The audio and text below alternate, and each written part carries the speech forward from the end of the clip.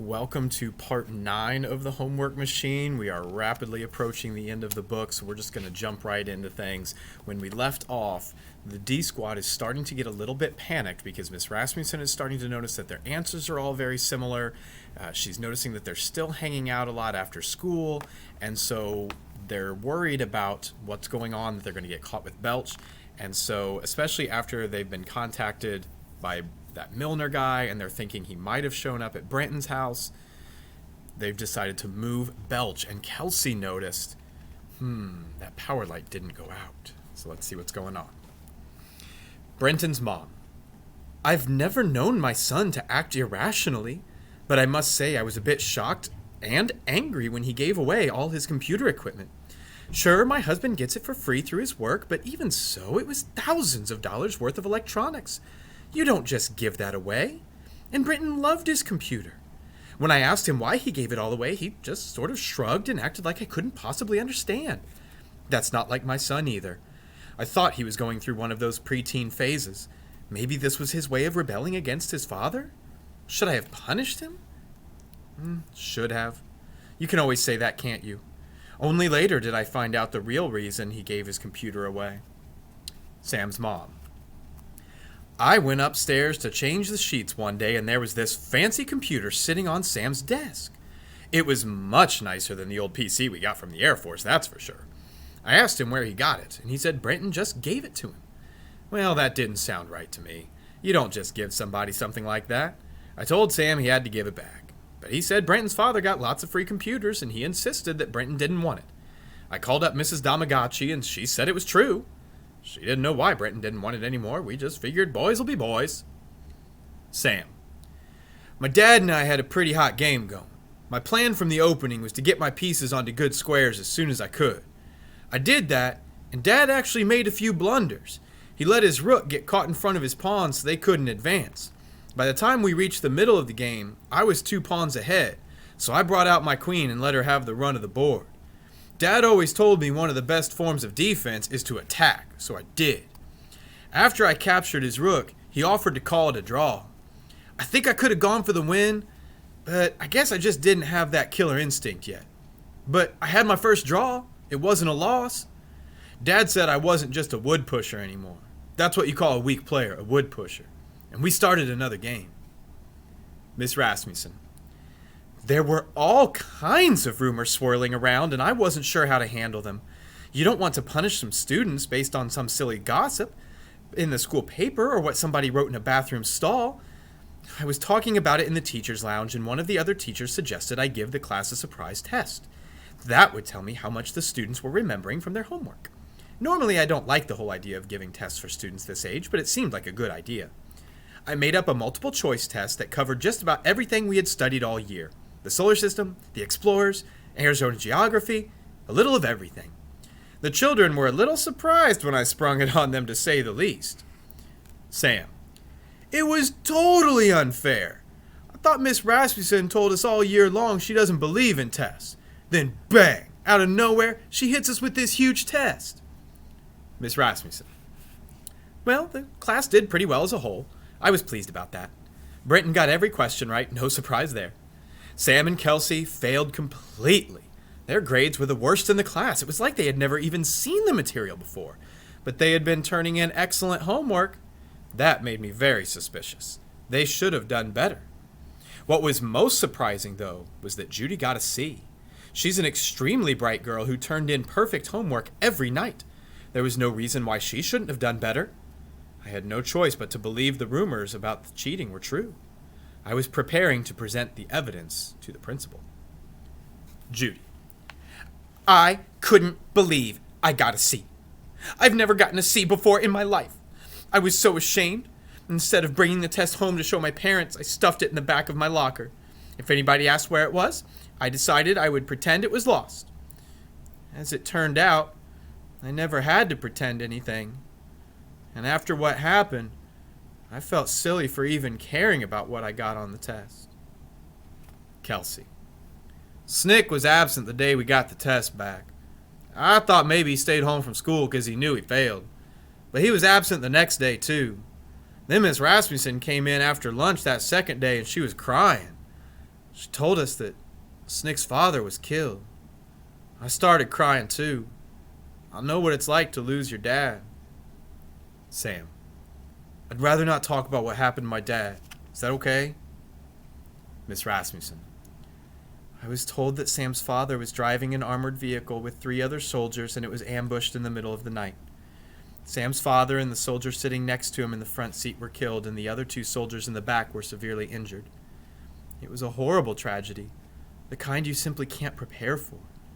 Sam wasn't the only child who was upset. Kelsey had lost her father when she was younger and she was distraught. Counselors were brought in to help us all get over our grief. We made cards. We gave Sam lots of hugs when he came back to school. What else could we do? That's not something like a wound that would heal in time. Judy. Brenton and I were very careful about what we said to Snick after his father was killed. He knew how we felt about the war. We didn't want to say anything that might be insensitive. It was just so sad. Snick was the only one who didn't cry, I think. Maybe he got it out of his system at home. We all felt so sorry for him. Kelsey. I was so angry. We had met Snick's dad. He came into our class that day and told us what it was like to be a soldier. He was a good guy, and now he was gone. Dead. And for what? It wasn't like World War II when America and the other countries had to, save the world from Hitler. It was more like Vietnam, a war for nothing. And Snick's dad died for nothing. Just like my dad died for nothing when I was little. It was stupid. I couldn't stop crying. It was like the whole world stopped turning. Sam. Dad and I were in the middle of a game when it happened. I just let the pieces sit there on the squares right where they were. I'll never move them. I don't know if there's an afterlife, but if there is, someday my dad and I are going to finish that game. Miss Rasmussen. It was a difficult time for everyone that first week after we got the news, especially for Sam and his mother, of course. Mr. Dawkins' remains were flown back home a few days later. Just about everyone in the school attended the funeral. After what happened, I just couldn't bring myself to go to Principal Wilson with my suspicions of cheating. I just couldn't do it. It was getting close to the end of the year, and for better or worse, I decided to just let it slide. Judy. I thought that we wouldn't use Belch after Snick's dad died. It would have been rude to go over to his house at a time like that, but Snick invited us over. He needed the company, I guess. And we were all addicted to Belch at that point. Sam's mom. It was an awful time for us after my husband died, of course, but people were so wonderful. Coming around to see if we were okay, cooking us dinners and so on. Sam's friends, Brenton, Judy, and Kelsey, came over every day after school and worked on their homework together up in his room. One day I walked in without knocking, and they all looked at me like I had caught them doing something wrong, but they were just using the computer Brenton had given Sam. I backed out of there and just left them alone. Judy. After the funeral, there were a lot of outsiders around, and I don't just mean tourists. I'm talking about official-looking guys with suits or military uniforms. It was kind of creepy. One day, I was riding my bike, and one of these guys stopped me. He didn't say anything about Snick's dad at all. He started asking me questions about computers.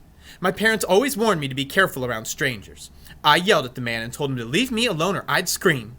I pedaled away as fast as I could go. Now I was really paranoid. The police or FBI were after us for sure.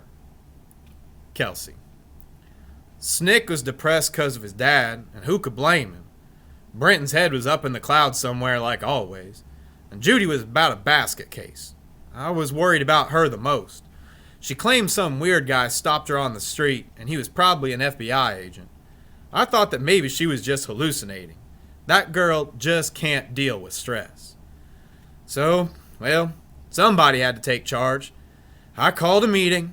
Yeah, me, I know, I complained about all the other meetings. Called one at my house. The 4 of us. We had a long talk. There were so many things we had to talk about. First, I reminded them all that Belch was supposed to make our lives easier. But with all the problems and worrying, it just made everything hard. We were spending more time worrying about Belch and trying to keep it a secret than we would have if we just did our stupid homework without the stupid machine. I reminded them all that we had made a pact to keep our secret and that one of us must have spilled the beans. Which one was it? I knew it wasn't me. They all looked at each other for a long time. Judy said it wasn't her. Snick said it wasn't him. We all looked at Brenton. And then he just looked down and said real quiet, "It was me. I'm sorry." Brenton, I guess I can admit this now. I was the one who called the tip to the police hotline, and I leaked the item to the school paper. This is what I told them, and it was the truth. I had given it a lot of thought. It may not have been morally wrong for me to use Belch for my homework, but it was probably morally wrong for Snick and Kelsey because they were using it as a crutch. It was morally wrong for me to break the agreement we had made, but it would also have been morally wrong for me not to break it and let them continuing to use Belch. It was a lose-lose situation. Zugzwang. In the long run, it would be better for Snick and Kelsey to do their own homework. But I didn't have the courage to confront them directly. In that regard, I am a coward. Sam. I couldn't believe it! How could he do that to us? Judy.